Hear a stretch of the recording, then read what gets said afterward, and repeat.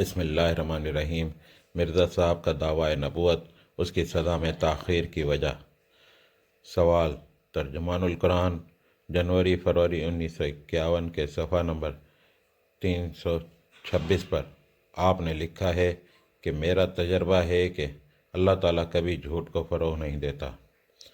میرا ہمیشہ سے یہ قاعدہ رہا ہے کہ جن لوگوں کو میں صداقت و دیانت سے بے پرواہ اور خوف خدا سے خالی پاتا ہوں، ان کی باتوں کا کبھی جواب نہیں دیتا۔ خدا ہی ان سے بدلہ لے سکتا ہے، اور ان کا پردہ انشاءاللہ دنیا ہی میں فاش ہو جائے گا۔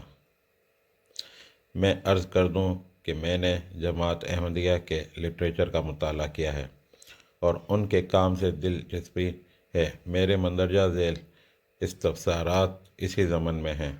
نمبر 1، یہ صرف آپ ہی کا تجربہ نہیں بلکہ قرآن حکیم میں اللہ تعالیٰ نے فرمایا ہے، اللہ تعالیٰ کاذبوں سے محبت نہیں کرتا اور اللہ کی لعنت ہے جھوٹوں پر۔ اور پھر اس قسم کے جھوٹوں پر کہ سورہ الحاقہ آیت نمبر 44، اور اگر نبی صلی اللہ علیہ وسلم نے خود گڑھ کر کوئی بات ہماری طرف منسوب کی ہوتی، ان کی سزا تو فوری گرفت اور وصال جہنم ہے۔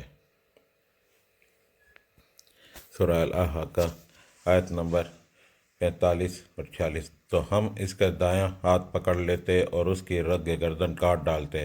اس صورت میں اگر مرزا صاحب جھوٹے تھے تو کیا وجہ ہے کہ نمبر 1، ابھی تک اللہ تعالیٰ نے ان پر کوئی گرفت نہیں کی، بے ان کی جماعت بڑھ رہی ہے اور مرزا صاحب کے مشن کو جو مسلمانوں کے نزدیک گمراہ کن ہے تقویت پہنچ رہی ہے، اور اب تو اس جماعت کی جڑیں بیرون ملک میں مضبوط ہو گئی ہیں۔ جیم، مرزا صاحب کے پیغام کو 60 سال ہو گئے ہیں، ہم کب تک خدائی فیصلے کا انتظار کریں؟ فی الحال تو وہ ترقی کر رہے ہیں۔ دال، جو جماعتیں یا افراد اس گروہ کی مخالفت کر رہے ہیں وہ کیوں اسے ترک نہیں کر دیتے اور معاملہ خدا پر نہیں چھوڑ دیتے؟ صفحہ نمبر 242 پر آپ کی جماعت کے ایک جرمنی نژاد ہمدرد نے برلن میں جماعت احمدیہ کے ساتھ تبلیغ اسلام میں تعاون کا ذکر کیا ہے۔ اگر آپ بھی ان کی تبلیغ اسلام کو صحیح سمجھتے ہیں تو پاکستان میں ان کے ساتھ تعاون کیوں نہیں کرتے؟ جواب: آپ جس سرسری نظر سے ایک مدعی نبوت کے معاملے کو دیکھ رہے ہیں، یہ طریقہ ایسے اہم معاملے پر رائے قائم کرنے کے لیے موزوں نہیں ہے۔ میں نے جو کچھ لکھا تھا وہ تو سراسر ایک جھوٹے الزام کے بارے میں تھا جو بعض خود غرض لوگوں نے میرے اوپر لگایا تھا۔ اس بات کو آپ چسپاں کر رہے ہیں ایک ایسے شخص کے معاملے پر جس نے فی الواقع نبوت کا دعویٰ کیا ہے۔ آپ کو سمجھنا چاہیے کہ ایک مدعی نبوت کے معاملے میں لا محالہ 2 صورتوں میں سے ایک صورت پیش آتی ہے، اگر وہ سچا ہے تو اس کو نہ ماننے والا کافر، اور اگر وہ جھوٹا ہے تو اس کو ماننے والا کافر۔ ایک ایسے نازک معاملے کا فیصلہ آپ صرف اتنی سی بات پر کرنا چاہتے ہیں کہ اللہ تعالیٰ نے ابھی تک ان پر کوئی گرفت نہیں کی اور ان کی جماعت بڑھ رہی ہے، اور یہ کہ ہم کب تک خدائی فیصلے کا انتظار کریں۔ کیا اس کا مطلب یہ ہے کہ جو شخص بھی نبوت کا دعویٰ کر بیٹھے اور اس کی جماعت ترقی کرتی نظر آئے اور آپ کی تجویز کردہ مدت انتظار کے اندر اس پر خدا کی طرف سے گرفت نہ ہو تو بس یہ باتیں اس کو نبی مان لینے کے لیے کافی ہیں؟ کیا آپ کے ذہن میں نبوت کو جانچنے کا یہی معیار ہے؟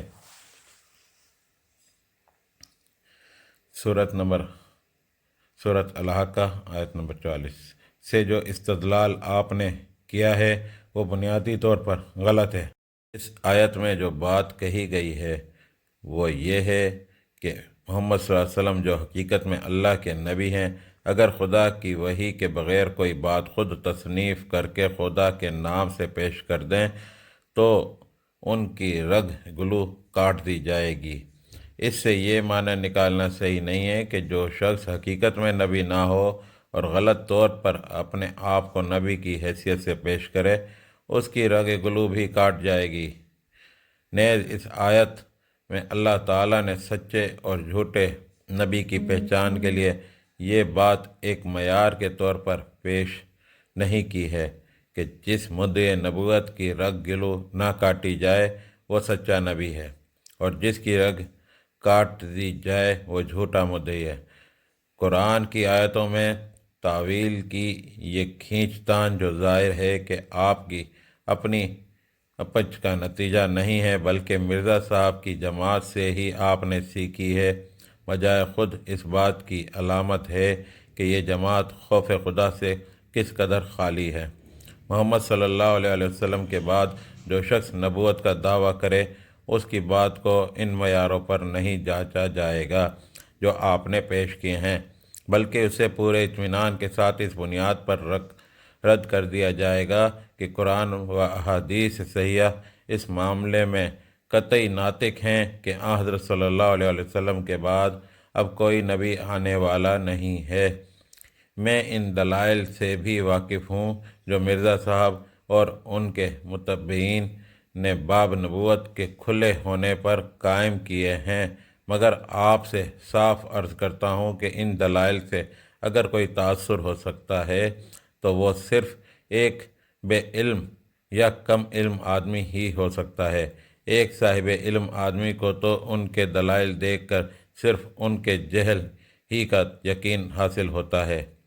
ترجمان القرآن جنوری فروری 1951 میں جرمنی کا جو مکتوب شائع ہوا ہے اس کی اشاعت کا یہ مطلب نہیں کہ اس کی ہر بات ہمارے نزدیک سچی ہے۔ ہمارا مدعا تو یہ تھا کہ ہمارے ملک کے مسلمانوں کو اپنے جرمن نو مسلم بھائیوں کی حالت سے آگاہ کیا جائے اور ان کی مدد پر اکسایا جائے۔ وہ لوگ بیچارے نئے نئے مسلمان ہیں، ان کو کیا خبر کہ دنیا اسلام میں کس قسم کے فتنے اٹھ رہے ہیں۔ ان کو تو اسلام کے نام سے جو چیز جہاں سے بھی ملے گی وہ اس سے اپنی تشنگی بجھانے کی کوشش کریں گے۔